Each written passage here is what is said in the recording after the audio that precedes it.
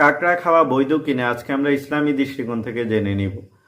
বর্তমান বাংলাদেশে বিশেষ করে পার্বত্য অঞ্চল চট্টগ্রামের ওইদিকে কাঁকড়া বিভিন্ন রেস্টুরেন্টে পাওয়া যায় এবং মানুষ এটি খেয়ে থাকেন।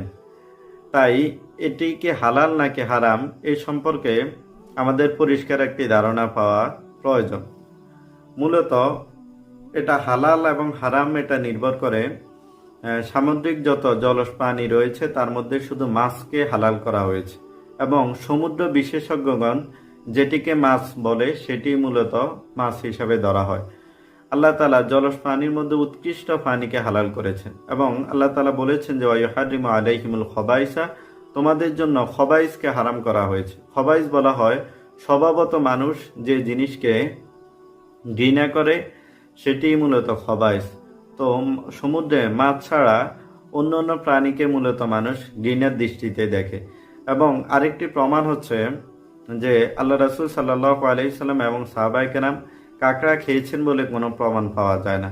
এবং হাদিসে হযরত আব্দুর রহমান বিন ওসমান রাদিয়াল্লাহু তাআলা থেকে বর্ণিত হাদিস যে আল্লাহ রাসূল সাল্লাল্লাহু আলাইহি ওয়াসাল্লাম জৈনক চিকিৎসককে ব্যাঙ মেরে ওষুধে ব্যবহার করতে নিষেধ করেছেন, অথচ ব্যাঙ একটি জলজ প্রাণী। তার মানে জলজ প্রাণী হলে যে সেটি হালাল এমন নয়, বরং জলজ প্রাণীর মধ্যে মাছ হচ্ছে উৎকৃষ্ট হালাল বস্তু, এই জন্য একমাত্র মাছকে হালাল করা হয়েছে।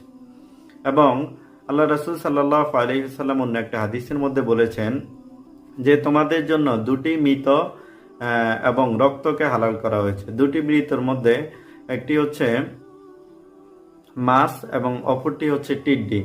আর দুটি রক্তকে হালাল করা হয়েছে সেটি হচ্ছে কলিজা এবং প্লীহা। তাই কাঁকড়া যেহেতু এটি হীন এবং খবাইসের অন্তর্ভুক্ত, তাই এটি খাওয়া বৈধ নয়।